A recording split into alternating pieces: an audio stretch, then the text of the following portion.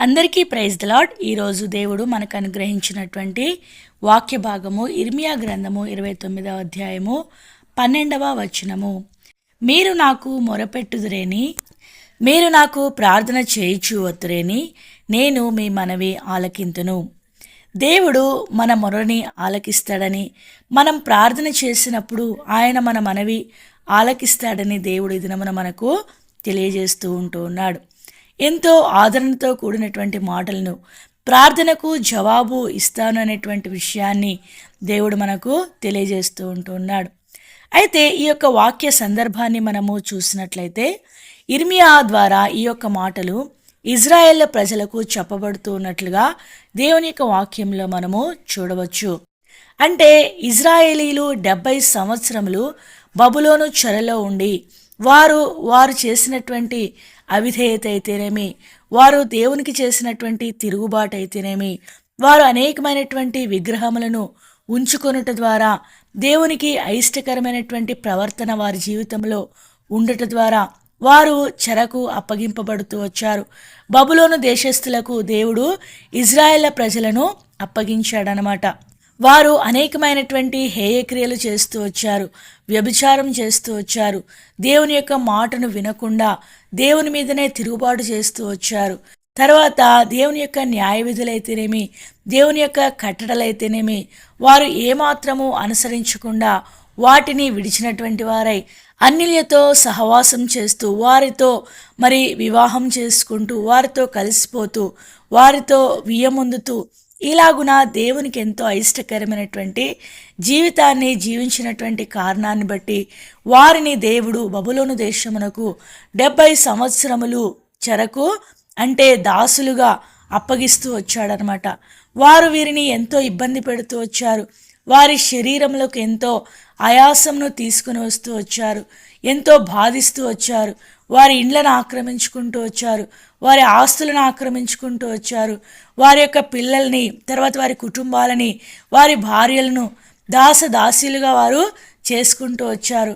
ఎన్నో కష్టాల గుండా వారు వెళ్తూ ఉన్నప్పుడు వారు దేవుని సన్నిధిలో మాకు నిరీక్షణ లేదా, మేము ఇంకా ఇక్కడే ఉండవలసిందేనా, ఈ యొక్క చెరలోనే మేము ఉండిపోవలసిందేనా అని వారి యొక్క హృదయాల్లో ఎంతో చింతను, విచారమును వారు కలిగి ఉన్నప్పుడు ఇర్మియా ప్రవక్తను దేవుడు పంపించి వారిని ఎంతో ఆదరణతో వారి యొక్క ప్రార్థనకు జవాబు ఇస్తానని, వారి మనవి వింటానని దేవుడు ఈ యొక్క మాటలను తెలియజేసినట్లుగా దేవుని యొక్క వాక్యంలో మనము చూసినట్లయితే ఇర్మియా గ్రంథము 29వ అధ్యాయంలో 10వ వచనాన్ని మనం చూసినట్లయితే, యెహోవా ఈ ఆజ్ఞ ఇచ్చుచున్నాడు, బబులోను రాజ్యమునకు 70 సంవత్సరములు గతించిన తరువాతనే మిమ్మును గూర్చి నేను పలికిన శుభవార్త నెరవేర్చి ఈ స్థలమునకు మిమ్మును తిరిగి రప్పించినట్లు నేను మిమ్మును దర్శింతును.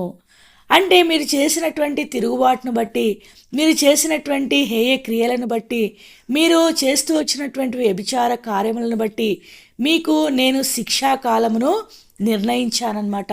అది 70 సంవత్సరములు. 70 సంవత్సరములు మీరు బబులోనులో ఉండవలసిందే. అంటే మీ యొక్క శరీరములను మీరు ఆయాసపరుచుకునవలసిందే, మీరు దాసులుగా ఉండవలసిందే.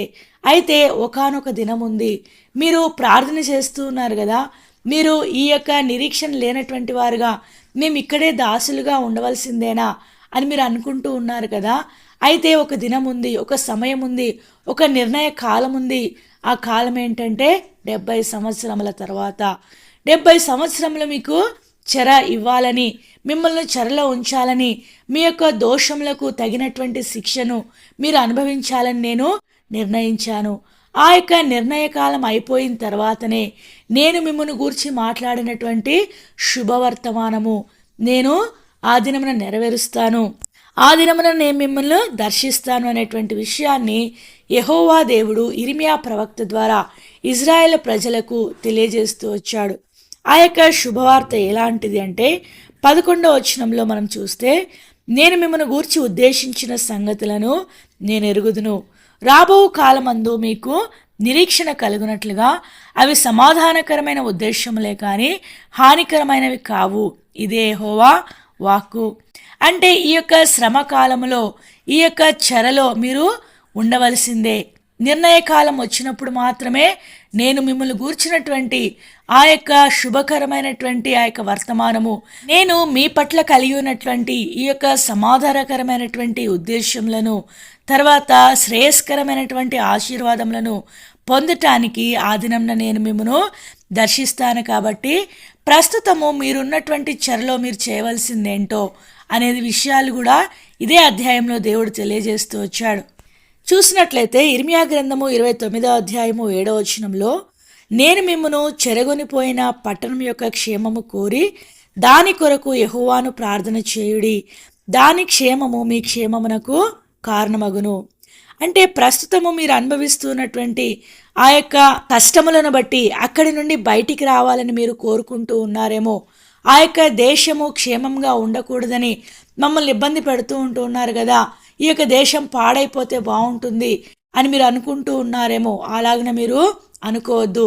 ఎందుకంటే 70 సంవత్సరములు మీరు ఖచ్చితంగా అక్కడ ఉండవలసిందే. కాబట్టి ఆ యొక్క దేశంలో మీరు ఇండ్లు కూడా కట్టించుకోండి, అక్కడ నివాసములు చేసుకునండి, తర్వాత వివాహం చేసుకునండి అనేటువంటి అనేకమైనటువంటి విషయాలు ఇక్కడ దేవుడు వారికి తెలియజేస్తూ వస్తూ ఉన్నాడు.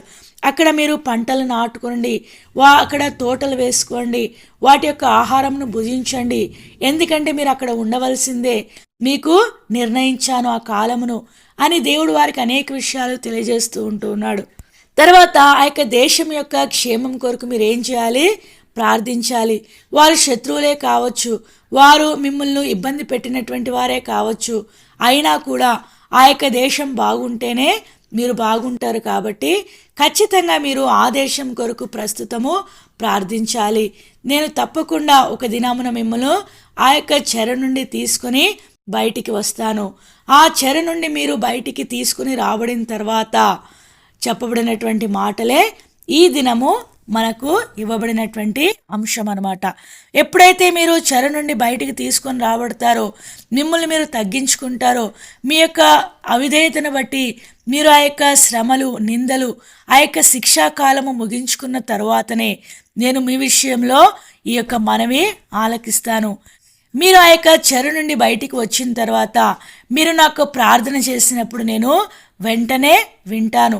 మీరు ఆ ప్రార్థన చేస్తూ ఉండగానే నేను మీకు జవాబును సిద్ధం చేస్తాను, నేను మీ మనవిని ఆలకిస్తాను అనేటువంటి విషయాన్ని దేవుడు ఇజ్రాయేల్ ప్రజలకు తెలియజేస్తూ ఉన్నాడు.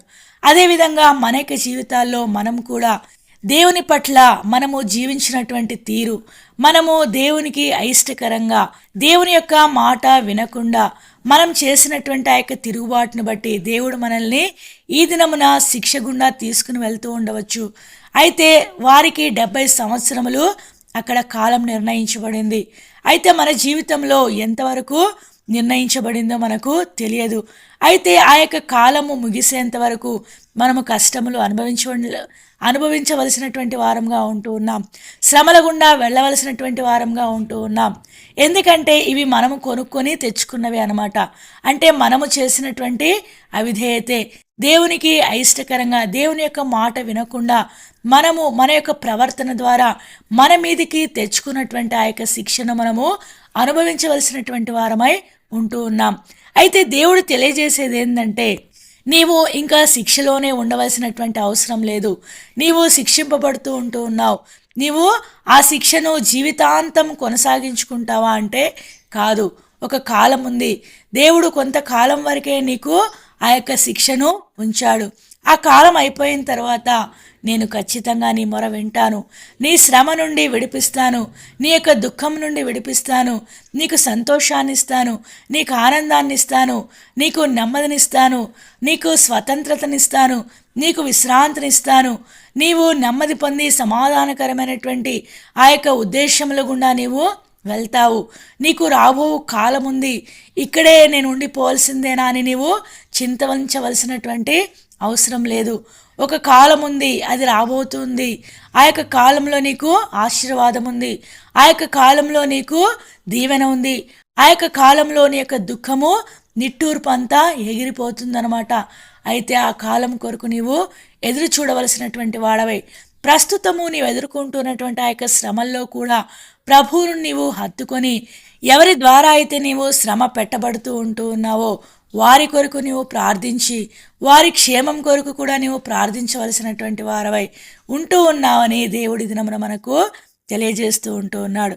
ఆ విధంగా దేవుడు మన యొక్క దుఃఖ దినములలో, మన యొక్క శ్రమల్లో, మన యొక్క శిక్షా దినములలో కూడా మనం ప్రభువును హత్తుకొని దేవుని సన్నిధిలో మనం మొరపెడుతూ ముందుకు కొనసాగినట్లయితే తప్పకుండా ఒక దినం ఉంది. ఆ దినమున దేవుడు నీ యొక్క మనవి ఆలకిస్తాడు. ఆ యొక్క మనవి ఆలకించేటువంటి ఆ యొక్క దినము కొరకు మనము వేచి ఉండి ప్రస్తుతం మనము అనుభవిస్తున్నటువంటి యొక్క ఇరుకుల ఇబ్బందుల్లో ధైర్యంతో ఈ యొక్క జీవిత యాత్రలో ముందుకు కొనసాగుతూ ప్రభువు మీద ఆధారపడుతూ, ప్రభువు నన్ను విడిచిపెట్టేశాడేమో, దేవుడు నన్ను మర్చిపోయాడేమో, దేవుడు ఇంకా నాకు సహాయం చేయడేమో అని నీవు నిరీక్షణ లేనివారిగా నీవు జీవించవలసినటువంటి అవసరం ఎంత మాత్రమును లేదు. నీకు నిరీక్షణ ఉంది, నీ మనవి ఆలకించేటువంటి సమయం ఉంది. అయితే ఆ దినమున 70 సంవత్సరముల వారికి నిర్ణయించబడింది. అయితే దేవుడు నీకు కూడా ఒక నిర్ణయ కాలాన్ని సిద్ధపరిచాడు. ఆ నిర్ణయ కాలం అయిపోయిన తర్వాత ఆ యొక్క దినమున దేవుడు నీ మనవి ఖచ్చితంగా ఆలకిస్తాను, తప్పకుండా జవాబిస్తాను అనేటువంటి విషయాన్ని దేవుడు మనకు తెలియజేస్తూ ఉంటూ ఉన్నాడు. ఎరిగినటువంటి వారమై మన యొక్క జీవితంలో దేవునిపై ఆధారపడి దేవుని యందు నిరీక్షణ ఉంచి ప్రస్తుతము మనము నెమ్మది పొందుతూ ఈ యొక్క జీవిత యాత్రను కొనసాగించుతుముగాక. దేవుడు ఆ విధముగా మనల్ని అందరినీ సిద్ధపరచునుగాక. మరొకసారి మనకిచ్చినటువంటి వాక్య భాగం నుంచి చదువుకొని ముగించుకుందాం. ఇర్మియా గ్రంథము 29వ అధ్యాయము 12వ వచనము. మీరు నాకు మొరపెట్టుదురేని, మీరు నాకు ప్రార్థన చేయుచు వత్తురేని, నేను మీ మనవి ఆలకింతును. దేవుడి కొన్ని మాటలను దీవించి ఆశీర్వదించునుగాక. ఆమెన్.